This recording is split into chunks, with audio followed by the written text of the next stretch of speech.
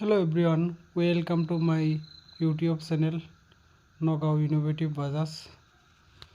আপোনালোকে যদি বেটাৰী গাড়ী এখন ল'ব বিচাৰে তেনেহ'লে বাজাজৰ গাড়ী ক্ৰয় কৰক। মই নগাঁও ইনোভেটিভ বাজাজৰ পৰা কৈছোঁ, মই এজন সেলছ এক্সিকিউটিভ হওঁ।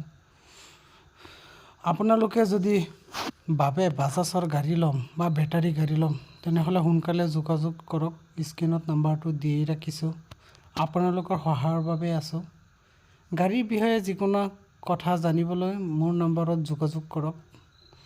যদি আপোনালোকে ক'ব বিচাৰে Bajaj Gogo P5009 মডেলখন 212 kilometre mileage আছে, বেটাৰী মটৰ কণ্ট্ৰলাৰ চাৰ্জাৰ 5 বছৰ ৱাৰেণ্টি আছে, 9.2 কিলোৱাটৰ বেটাৰী আছে।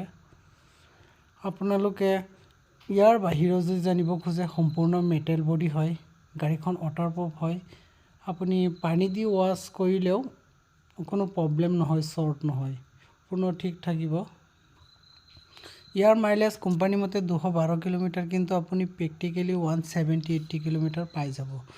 আগতে আমাৰ যিখন বাজাজ গগো P5009 মডেল আছিল সেইখনৰ 178 কিলোমিটাৰ মাইলেজ আছিল, কিন্তু আপোনালোকে 150 বা 160 তেনেকুৱাহে পাইছিল। কিন্তু বৰ্তমান তেনেকুৱা নহয়, গাড়ীখন বহুত ভাল কণ্ডিশ্যন। আৰু আগৰ গাড়ীবোৰত যিটো হুইল কভাৰ বৰ্তমান দেখা পাইছে সেইটো হুইল কভাৰটো নাছিলে, বৰ্তমান হুইল কভাৰো দি দিয়া হৈছে। 4 চকাৰ নিচিনা আমাৰ গাড়ীত ছাছপেনশ্যন আছে, যিটো জাম্পিঙত সময়ত আপোনালোকে কম জাম্পিং পাব। স্প্ৰিং আছে যিহেতু। ইয়াত দুটা মডেল আছে, এটা আপোনাৰ বাজাজ গগো P5009 আৰু এটা P7012। দুইখন মডেল বৰ্তমান এভেইলেবল আছে।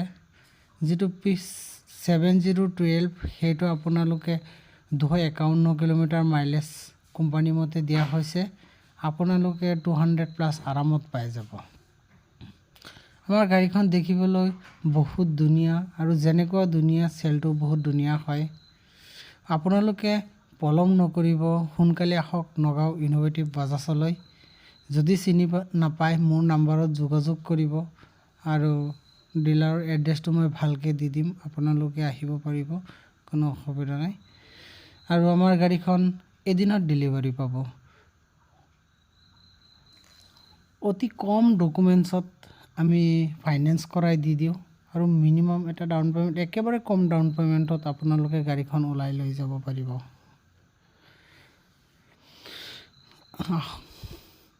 বাজাজৰ যিমান আইটেম আছে ইয়াৰ বাহিৰে বাজাজ গগো, যিটো বাজাজ আদি পেট্ৰল ডিজেলৰ সেইবিলাক মডেলো আছে।